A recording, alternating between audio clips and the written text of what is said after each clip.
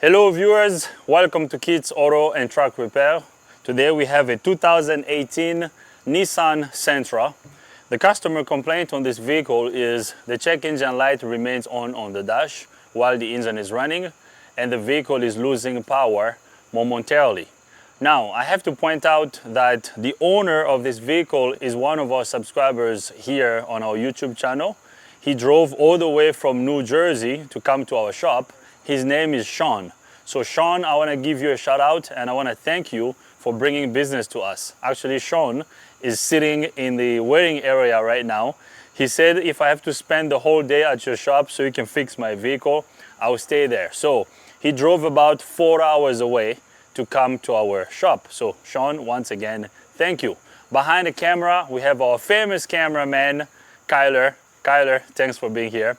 So the first thing I would like to do is we're gonna go in the vehicle. We're gonna confirm the customer's complaint. Let's see if the check engine light is gonna remain on the dash while the engine is running. And then we're gonna scan the engine computer to see what codes we have. I also wanna take the vehicle on a test drive so I can see if the vehicle is losing power, and then we will go from there. So hopefully we can figure out why this vehicle is acting up. Now, the owner told me that he's very mechanically inclined. He fixes his vehicle himself. There are some components that were replaced in the past. He told me that the catalytic converter was changed and a couple of sensors. I don't remember exactly, but we're gonna see what we're gonna find under the hood. So now let's go in the vehicle and confirm the customer's complaint. All right, so let's start the engine. The engine is running. Kyler, I don't know if you can show the engine here, I mean the dash. He has something here that's covering. Can you see the check engine light there? I don't know. I might have to bring the camera here. If I see that screen better. Yeah, look at that. So check engine light is on. We have another light that's remaining on. He has this thing over here. I don't know what this is, but actually, when I brought the car in, this thing was here. So maybe he put this to like block the check engine light so he doesn't see it. So right there. Customer's complaint confirmed. I don't know what that is. So I'm gonna turn off the engine. The customer told me that he uses this car for Uber. So, and this vehicle has 243,000 miles, 299. It's got a lot of miles. All right, so let's get the scan tool connected and see what we got. The key is on the dash. It's pretty clean though. Clean car. Okay, let's see what we got. Let's scan this. Oh, there's a camera in here. You know, I was watching a video. Okay, right there, we're gonna scan the engine computer. So right there, the scan tool has identified the vehicle. You guys will see this. Let's do a code scan. You know, I was watching a video on YouTube. There was a guy who took his car to the dealership for service, and then he put a couple cameras in his car. He was recording the whole thing. So they told him they changed like a couple of fluids and stuff while they didn't do it. And he had the whole footage on camera. He made a video where he was like, this is how dealerships are like ripping people off. They charge me for this, but I have the footage. They didn't even change the fluid. I was like, oh crap. We gotta be careful. Yeah, we film everything. We film everything, but you know, you never know. You know. That's crazy. Wow, yeah, I was like, dang. I didn't know like someone would like put a camera in their car so they can watch what's been done to their car. But our customers don't have to worry about that because we film everything and we tell you how it is. We don't hide anything. We give, you know, we take pictures, we do an inspection, we take pictures, we make videos so you can see exactly what we're seeing. So that's not an issue with us. But yeah, it was kind of interesting, you know. I was like, I never thought of that. I was like, man, people put cameras in their car to see what's been done to the, you know, when the car is being serviced.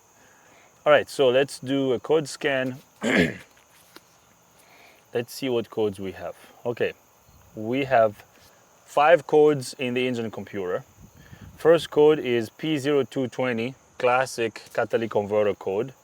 It says the three-way catalyst system bank 1. So catalytic converter is not working. And then we have an Evap code. I'm sure Kyler is gonna be very familiar to these codes very soon. So P0456, Evap, very small leak. So there's a small leak somewhere. We've dealt with Evap systems here several times. You guys can take a guess. Get in the comment section, write what you think is the issue here. And then third code is P015A. It says O2 sensor delayed response, reach to lean bank 1 sensor 1. And then fourth code is P014C. O2 sensor slow response, reach to lean bank 1 sensor 1. Interesting. So it looks like the first O2 sensor or the air fuel ratio sensor, the sensor before the catalytic converter, is not responding fast enough, because the first O2 sensor is supposed to switch between reach and lean. So this could be a sensor problem or a wiring problem or maybe a mixture problem. We could have a leak somewhere or a vacuum leak around the intake manifold, because if you have a vacuum leak, that's going to cause the sensor to respond slowly. All right, interesting. I'm very familiar with these codes, so I mean, we don't even have to look these codes up. I'm gonna wait until the scan tool finishes scanning all the control units on the vehicle, and then we'll go from there. So what code should we attack first? Should we attack the Evap code first or the O2 sensor code first? So when the scan tool is done finishing scanning all these control units, what I want to do now is I would like to look at my fuel trim numbers. Let's see if this engine is running well at stoichiometric, or do we have a vacuum leak, or is the engine running rich? So we need to check that by looking at the data. And then we can also check the O2 sensor by looking at how fast it's responding. We can force a lean condition by pumping on the brake pedal. You guys have seen me do this to see if the O2 sensor is gonna respond fast enough to the excess air in the exhaust stream. And then we might have to smoke the Evap system to see where the leak is. So pretty straightforward. Let's scroll down. We got no codes in the transmission control unit, no codes in the ABS, no codes in the airbag. When the customer dropped off this vehicle, he said, "Dio, I drove about 4 hours to come to you.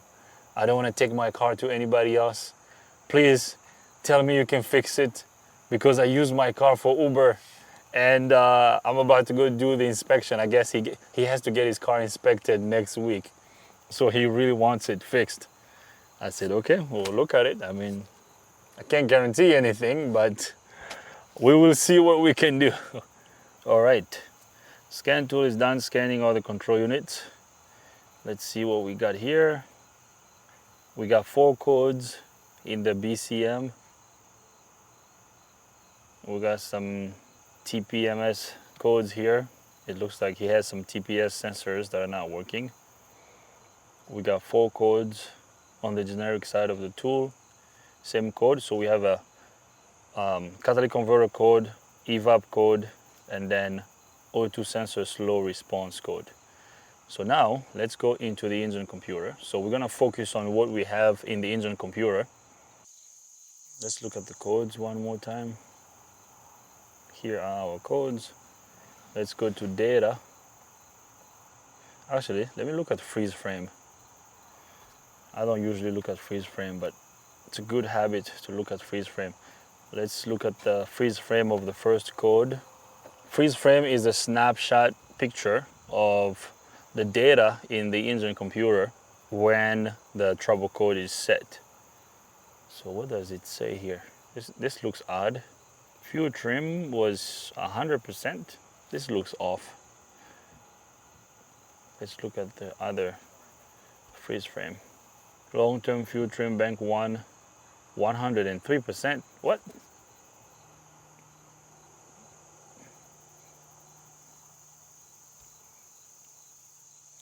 Something is off here. Okay, let's go to data. Main signal. I just want to look at some voltage data PIDs for the O2 sensors, and then some long-term and short-term fuel trim data PIDs. If they're not written in the way I would like to see them here, we might have to go to the generic side of the scan tool, because sometimes looking at the data from the generic side of the scan tool is a lot easier. So, did this thing time out? Oh, it's just timed out. Interesting.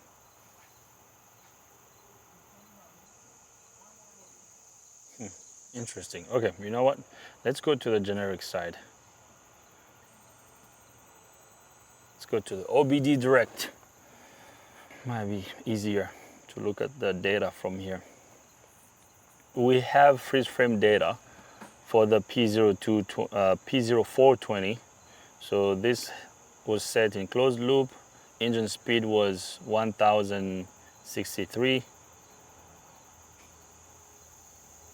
Long-term fuel trim bank 1 was 3.1. And then short-term fuel trim was 1.6. So our total trim numbers were good.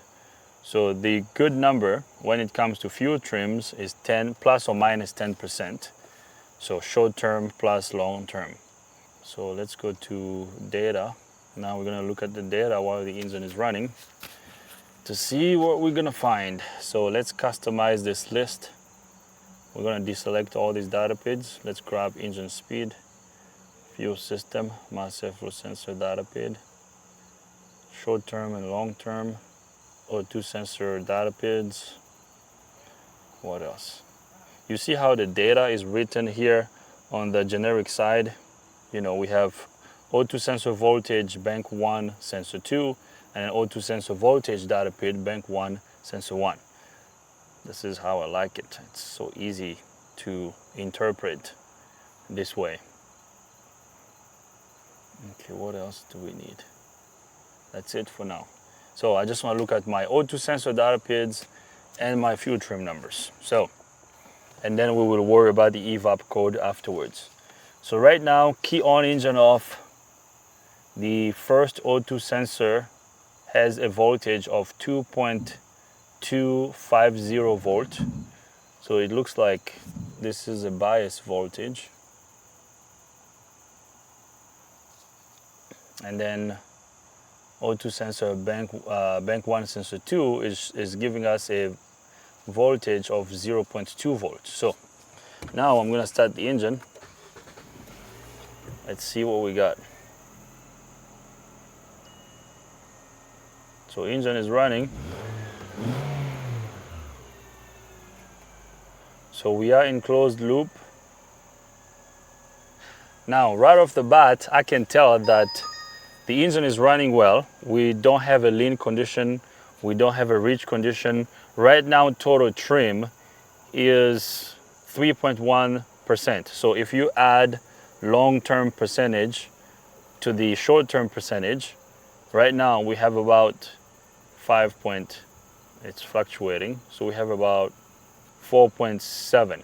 So we have 3.1% on the long term plus the 1.6% on the short term. So we have about 4.7. So, and again, I'm sure all of you are familiar with this. The rule of thumb is plus or minus 10% long term plus short term. So right now we're definitely within the plus or minus 10%. So which means the engine is running well. Now, look at the graph that we have on the second O2 sensor. So the second O2 sensor is fluctuating basically between 0.270 and 0.300. And then the first O2 sensor is pretty flat. That's odd. So looking at the data from the O2 sensor after the CAT, this tells me that the catalytic converter is not good. the catalytic converter is not storing the oxygen to break the harmful gases that are coming from the engine. But the first O2 sensor is not doing its job. The first O2 sensor should be oscillating up and down. So this is why we have a slow response code for the first O2 sensor. This could be caused by a bad sensor or a problem in the wiring. But based on the voltages that I see over here on the scan tool for the first O2 sensor, I don't think we have a wiring problem. This is a sensor problem. So let me snap the throttle. So when I snap the throttle, when we snap the throttle, we get a response from the first O2 sensor. So I'm gonna pump the brakes. Let's drive this lean.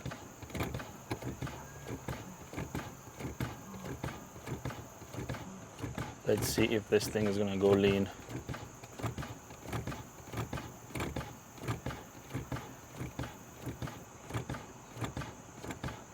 Yeah, look at our short-term fuel trim number. Our short-term fuel trim number pegged up to 25%. I hope you saw that. Yeah, look at that.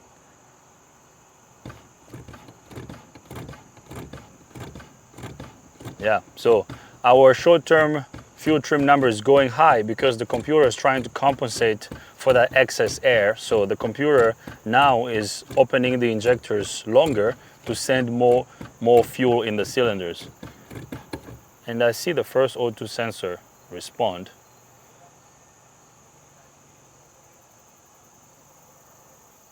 Yeah, this is a sensor problem. Okay, let's go on a quick test drive. Let's drive this car and see.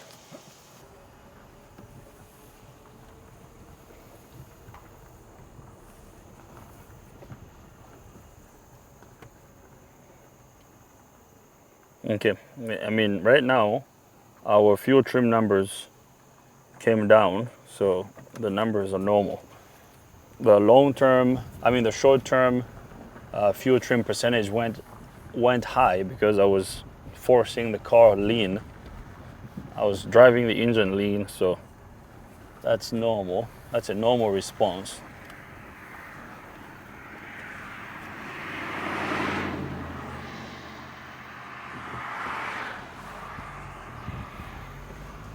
This may just be as simple as a bad catalytic converter and a bad O2 sensor.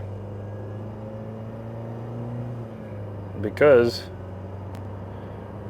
usually when you have an engine problem that's causing the catalytic converter to go bad, for example, if you have an engine that's running rich or lean, your fuel trim numbers will be above plus or minus 10%.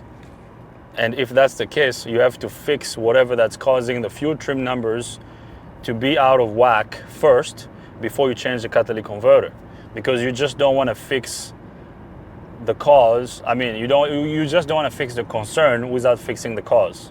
You have to fix the cause first. Okay, so our numbers look fine. So our second O2 sensor went down to 0 right now as we are driving.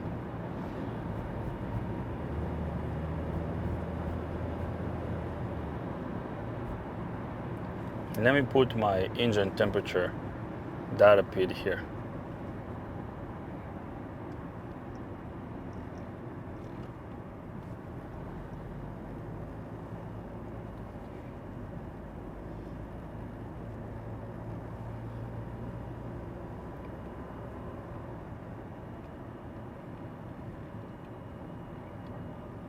So engine temperature is 186 degrees.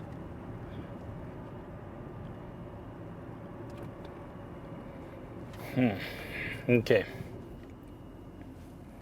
So the owner told me that he fixes the car himself, and there were some components that were changed. So I wonder if he installed the right parts when he fixed this, because besides the catalytic converter not storing the oxygen content in the exhaust stream, and the O2 sensor, the first O2 sensor not responding fast enough, which is most likely a sensor problem, I don't see any other issues. So this is gonna need a O2 sensor and a catalytic converter. And we're going to recommend OEM parts, especially when it comes to catalytic converters. Get an OEM one. The aftermarket ones are not worth it. It's like a hit or miss. So, and since this is a Nissan, we're gonna get an OEM converter. Okay. So now what I'm gonna do is we're gonna drive back to the shop. I'm gonna check the wiring of the sensor, the first O2 sensor, even the second O2 sensor, although I can tell it's good. We're gonna check the wiring just to double check to make sure that our wiring is good. And then I'm gonna recommend replacing the first O2 sensor and the catalytic converter with an OEM unit, okay? And then after that, this will be fixed. We can also do a temperature test. We can measure the temperature of the front of the catalytic converter, I mean the inlet of the cat. We can compare it to the temperature of the outlet of the cat to see, because on a good catalytic converter, the outlet should be hotter than the inlet. Now, that test is not 100% accurate. So it's a test you can do, but you can't really rely on those results. So based on what I see over here, catalytic converter is bad. So we are back at the shop. The engine runs good. We don't have a lean problem. The engine is not running rich. So based on what I see, based on our fuel trim numbers, the engine is running well. So I'm gonna put this car on the lift. I'm gonna get it on the lift so we can get access to the catalytic converter and the O2 sensors. Once I get this vehicle on the lift, I'll bring you guys back up. So now we're gonna do a quick visual inspection under the hood. Kyler, if you can come here, let's see what we got here. Okay, so I don't see anything too crazy here. Okay, I'm gonna remove the engine cover. This should just pop off. Let's remove that. Oh, look at that. Look here. I don't know if you can see, these ignition coils were changed. And then here is our first O2 sensor. Can you see my hand here? Yeah, that's this. Yeah, this over here is the first O2 sensor, and it looks like this sensor is new. It looks like it was changed. So I'm going to access the sensor wiring. So to get to the sensor wiring, I'm gonna have to remove this tube. So the sensor wiring is somewhere behind this tube. Once I remove this tube, it's gonna be so easy for us to see the sensor wiring. So since the first O2 sensor is responding slowly, I'm gonna back probe the wires of the sensor. We're gonna scope all the wires of the sensor to make sure that the wiring of the sensor is good. And then after that, we're gonna recommend changing it. Okay, so let me pull this out.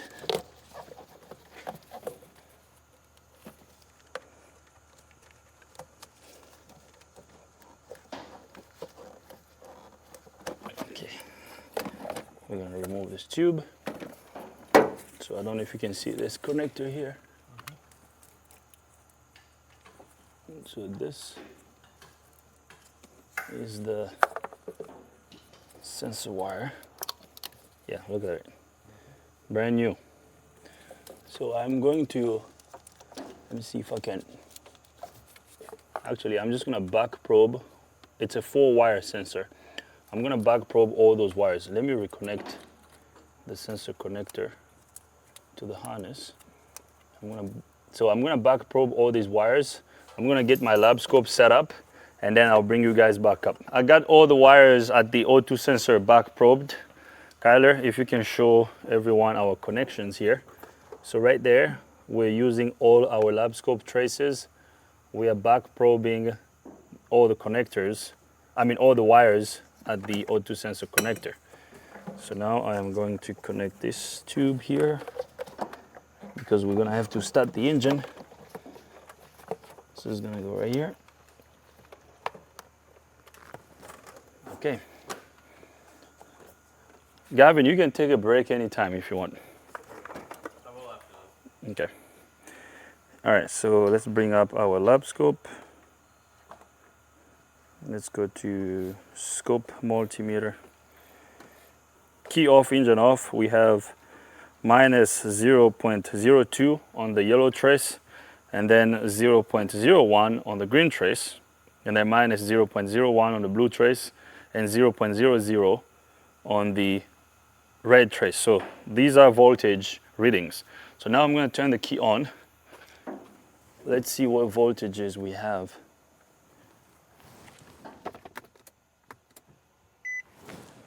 So key is on. Let's see what we got. Oh, you guys will see this. We have system voltage on the yellow trace and green trace. And then we have 2.20 volts on the blue trace, and then 2.61 volts on the red trace. This over here tells me that the wiring is fine. We don't have a wiring issue.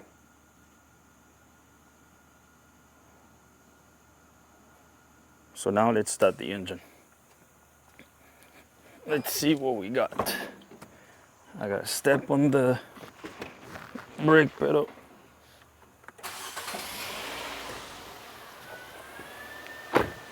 So as you can hear, the engine is running. Yeah, the wiring is good. So we have our control here. This is the heater control on the O2 sensor. So wiring is fine. Since the first O2 sensor is responding slowly, bad sensor. Sensor's bad, guys. Yeah.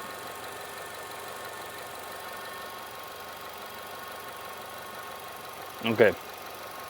So now, what else should we check? So, wiring of the sensor is good. Now, I'm gonna grab a thermometer.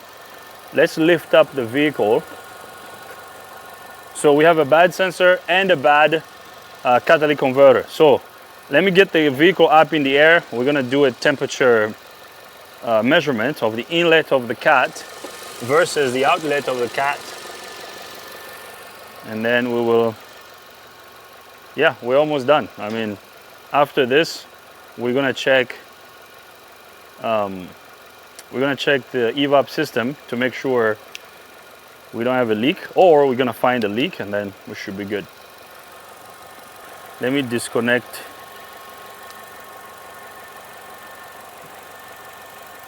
Let me stop this. I'm gonna disconnect our scope test leads. Okay.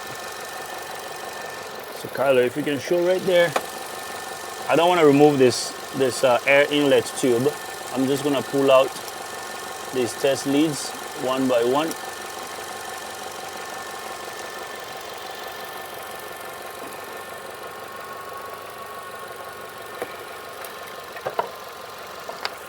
Because I want to take the scope with me under the vehicle so I can test the second O2 sensor. I'm going to test the wiring of the second O2 sensor. And then we should be done. We are here under the vehicle. I have my thermometer with me. Let's see. Oh, this is bad news. It looks like we have a aftermarket catalytic converter. You see this over here, Kyler? Yeah, this catalytic converter is aftermarket. And this is the problem. So I'm gonna use my thermometer to take the temperature measurement of the inlet of the cat. Okay, so here's the temperature of the inlet of the cat. We have about 501.2 degrees right there. So now I'm gonna measure the temperature of the, watch this. Hold on. let's measure the temperature of the outlet. Based on what I see over here, it looks like the outlet is cooler than the inlet, right? So the outlet should be hotter. Let me do another one. Let me do it this way here. Maybe we didn't do our measurements properly. Let's take our measurements in a different spot. So I'm pointing my little light over here, right there, where the exhaust manifold is. So right here, we have 506 degrees. So let's see what we have on the outlet of the cat.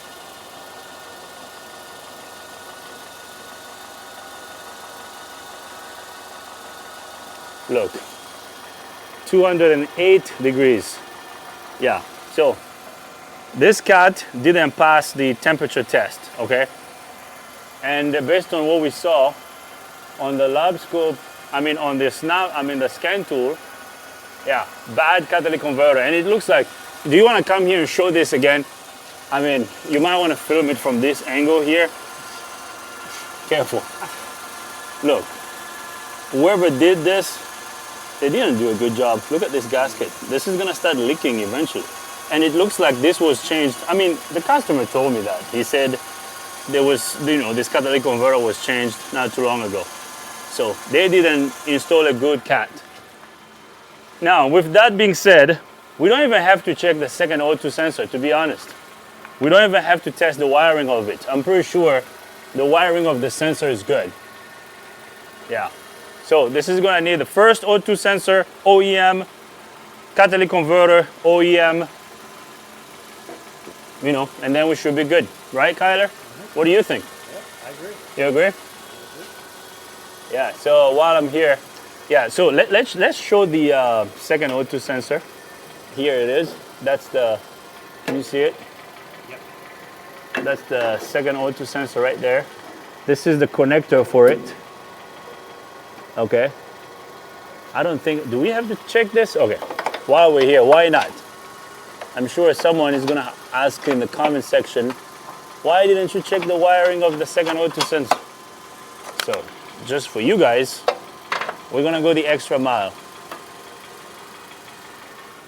But I'm pretty sure that second O2 sensor is most likely good. Let me back probe these guys here. And then we're gonna check the Evap system. And after that, we should be done with our diagnosis. So I'm gonna back probe this right here. Let's see if I can. I don't think I can get to it. These wires are so tiny.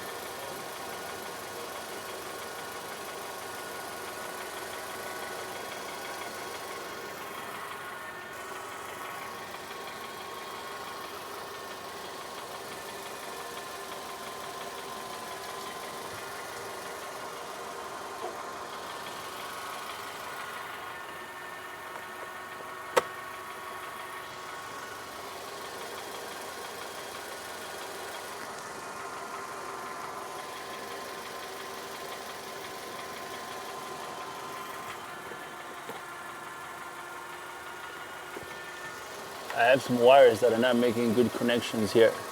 This connector is too small, so I don't know.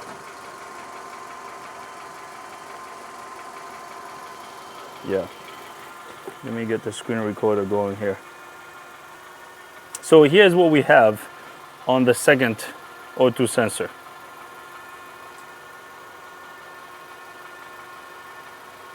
Okay, so this the fact that we have voltages here, this tells me the wiring of the sensor is good. Based on what I see, I'm not gonna condemn the second O2 sensor yet. We're gonna replace the cat and the first O2 sensor, and then we'll see what happens after that. So wiring is good of the second O2 sensor. So we are done with the first part of our diagnosis. So now, let's do a quick visual inspection while we are down here.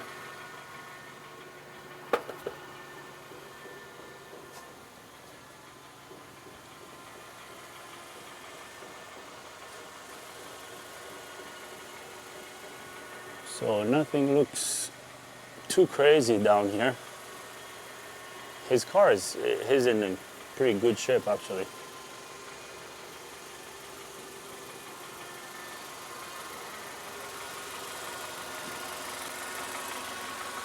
All right, so now I'm gonna lower the vehicle so we can test the Evap system and then we will be done.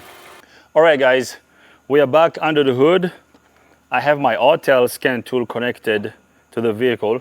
Now we're gonna test the Evap system. We are down to the last test before we end this diagnosis video.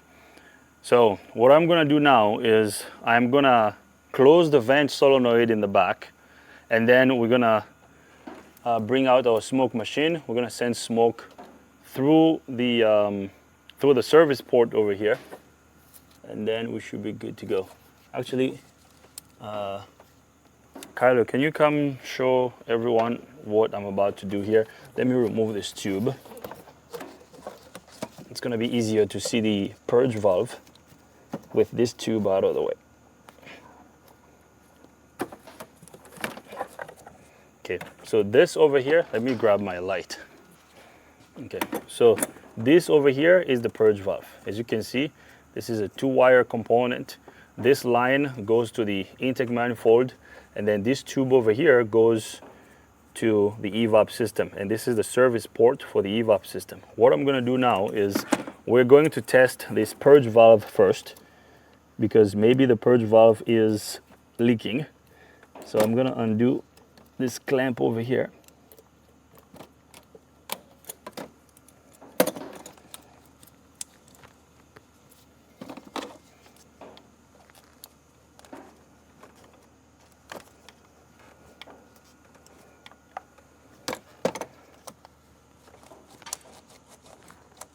So we're gonna disconnect this tube that comes from the purge valve to this little filter here.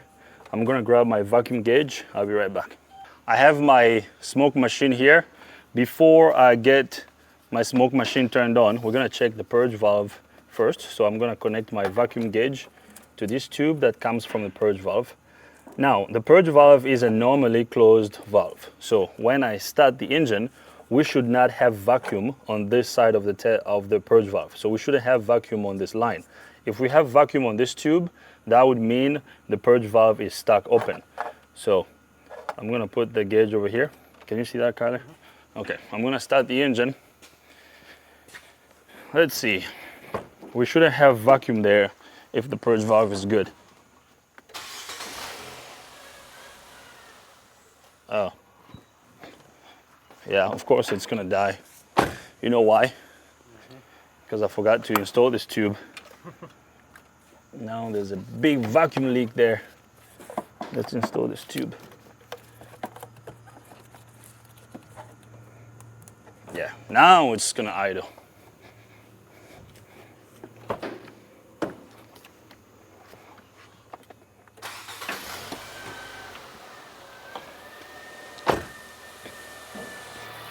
All right, so gauge didn't move, so that's good.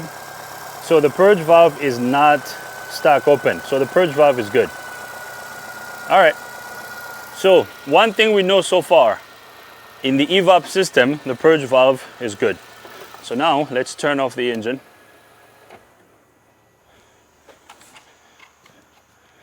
That is good. It's good news. I'm gonna we can remove this tube for now. I'm gonna remove my adapter here.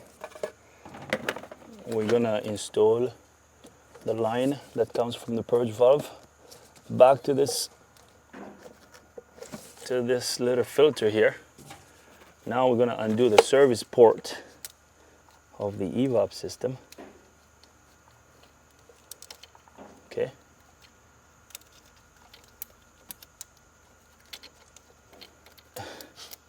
Get out of the way.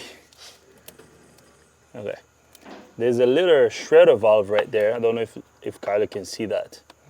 There's a little shredder valve in there. Yeah. Okay, so I'm gonna remove that. Okay, so we're gonna use this tool. Oh, our light just died.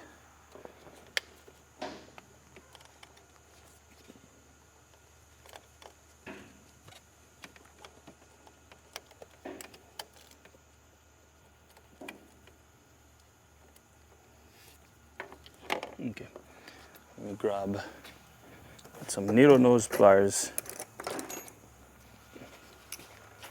Can you still see?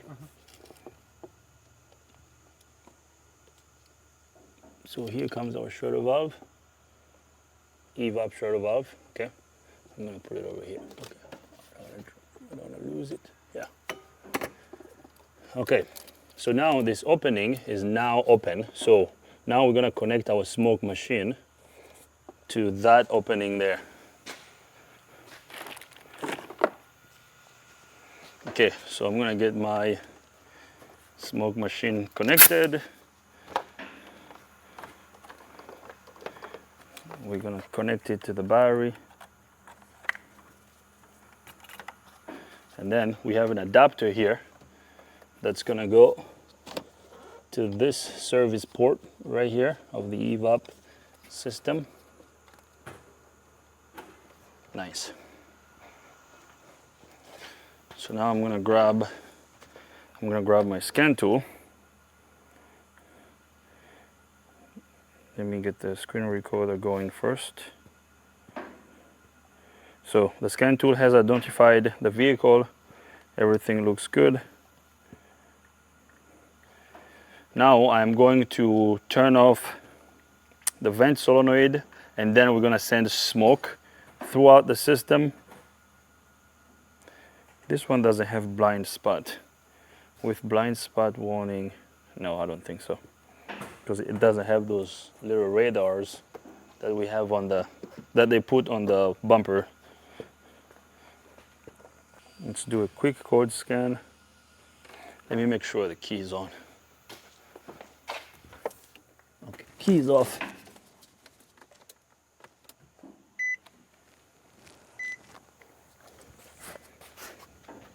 Key is on.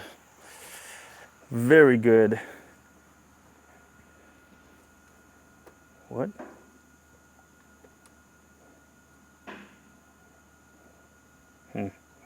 The engine did not respond because the key was off. Now that we have the key on, let's see if it's gonna talk. Yay, it's talking. All right, let's look at the codes one more time. Same codes. Okay, fuel ratio sensor. Yeah, that's gotta go. Let's go to active test. What do we have in the active test? We got injection timing, fuel injection, engine coolant temperature, purging volume control, and then vent control valve. I believe this is it right here, vent control valve. So I'm gonna click there. I'm just gonna grab one data pad here.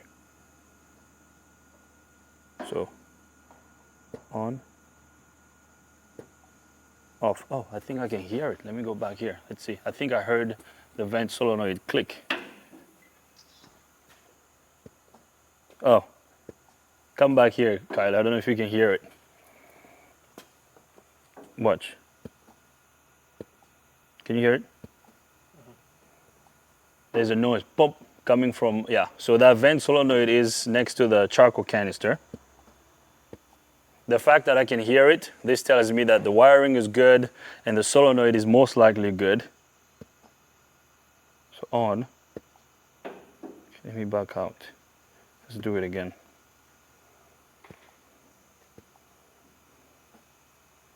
Okay, so right now it's in the on position. Okay, let's go back under the hood. Now we can send smoke throughout the Evap system. So let me turn on our smoke machine. So I believe on this one, it's either going to be on or off. So when the vent solenoid is in the on position, it's closed.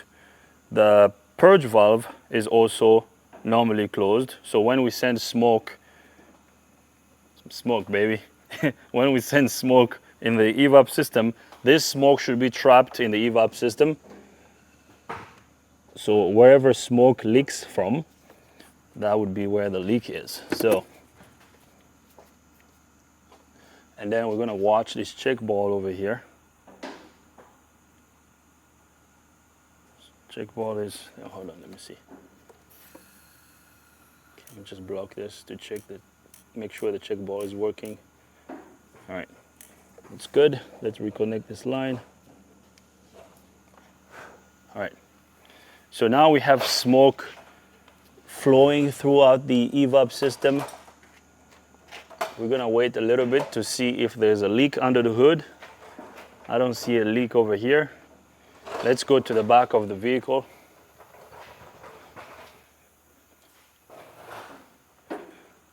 Let's see if we have smoke. Let me look under here. We might have to lift up the vehicle, that's fine. Let's go check the fuel cap. The fuel cap is on the passenger side, because these caps usually leak a lot. It smells like fuel here. Maybe the seal, this seal is probably leaking. It shouldn't smell like fuel like this, right?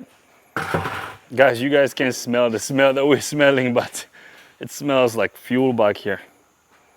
That's no bueno. All right, so let's go back under the hood.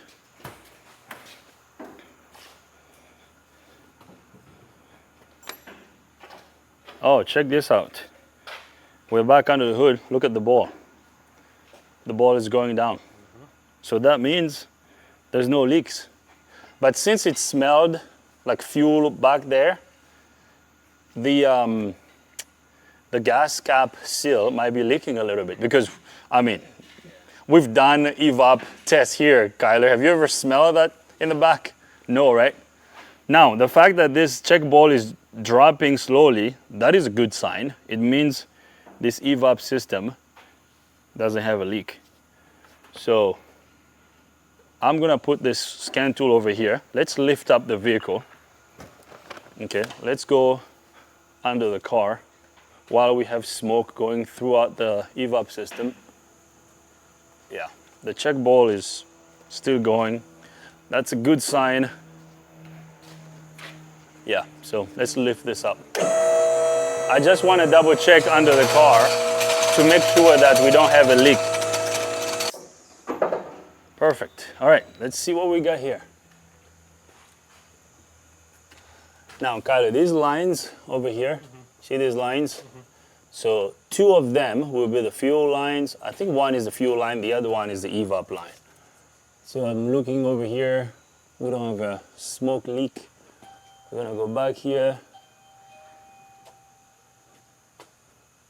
Now, I don't know, look at this. This is a bad sign. You see this little stain that we have over here? Excuse me. This is a fuel leak. See that? Look how dry it is over here. I don't know if you can tell. Yeah. See how dry it is? Look at this. So usually when you see this, this can be an indication of a leaking fuel sending unit cap. You know the fuel pump, the little cap on top?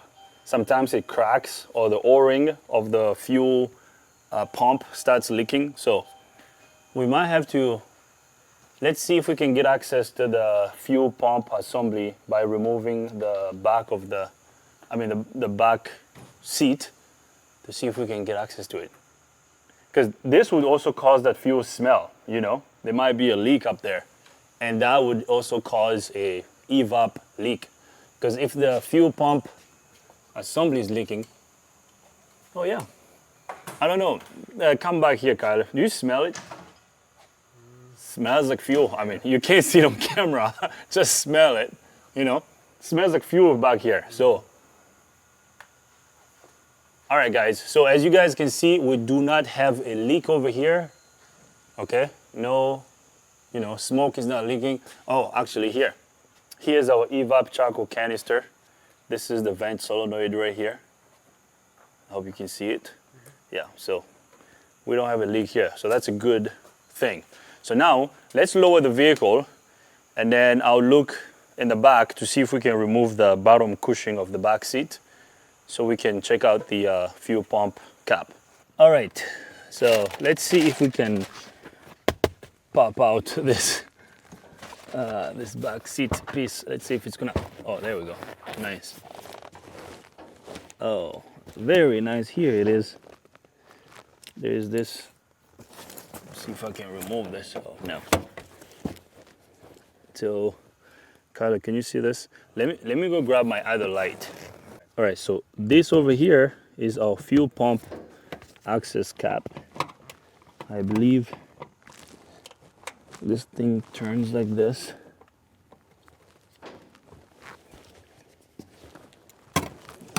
Let's see if I can turn this guy.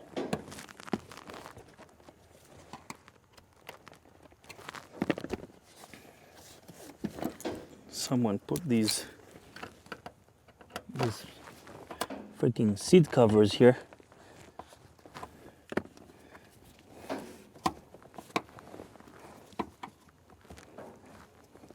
Okay, I'll be right back. Let me go give it. I'm gonna get a shorter screwdriver. So this might work.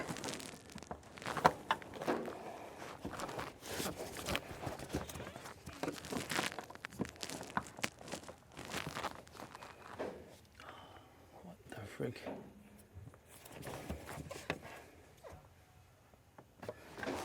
Okay.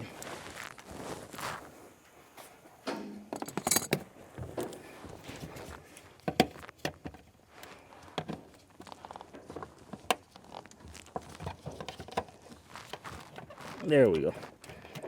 We're gonna turn this just like that, and then we can lift this up. Here's the problem. Can you hear it? Gotcha. Here's the Evap problem. Let me get my mic down there. You hear it? Okay, so it's actually the fuel pump, fuel sending unit seal that's leaking, and that's what's causing the Evap leak. Yeah, you hear it? Yeah, so we're gonna have to remove this locking ring. And that's why we were smelling, because the smell is crazy here. Yeah, it smells like fuel. So we're gonna have to remove this locking ring and then replace the fuel sending unit O-ring, and then we should be good to go. Guys, we are done with our diagnosis. So to fix the Evap code, we're gonna have to replace the fuel pump sending unit O-ring. Yeah, this is very bad. All right, so let's go back under the hood. We are done. Kyler, if you can show everyone this drop ball, this check ball over here, as you can see. Okay, so this means our leak, as we heard it back there, the leak is very minimal. It's not a big leak, it's a tiny little leak.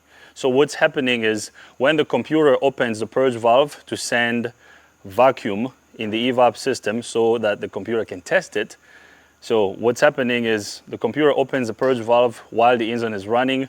You have vacuum that goes in the Evap system, and then the computer closes the vent solenoid and the purge valve to watch the fuel tank pressure drop for a certain amount of time. But since we have that leak over there on top of the fuel sending unit, so the vacuum is not staying in the system, in the Evap system, it's leaking slowly. That's why we have that slow leak.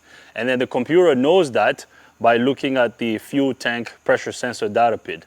So when vacuum goes in the system, if vacuum doesn't stay in the system for a certain amount of time, then the computer triggers the code. Okay, so we are done with our diagnosis. I'm gonna go to our lobby where our customer is waiting. I'm gonna tell him what we found. I'm going to recommend changing the catalytic converter with an OEM one. I'm gonna recommend changing the O2 sensor, first O2 sensor, with an OEM one. I'm also gonna recommend removing the fuel sending unit. We're going to buy an OEM fuel sending unit seal from Nissan. We're gonna install it, reseal the fuel sending unit, and after that, this vehicle will be fixed. Now, I'm gonna call Nissan and make an estimate.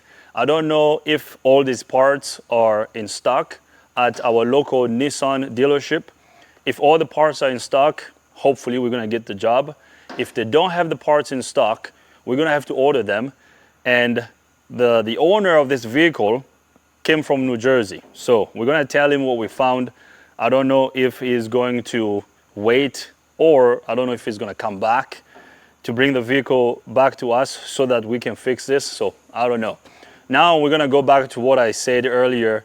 I mean, a couple videos ago. You know, at this point, we're probably just gonna jack up the diagnosis fee a little bit because we will most likely not get this job.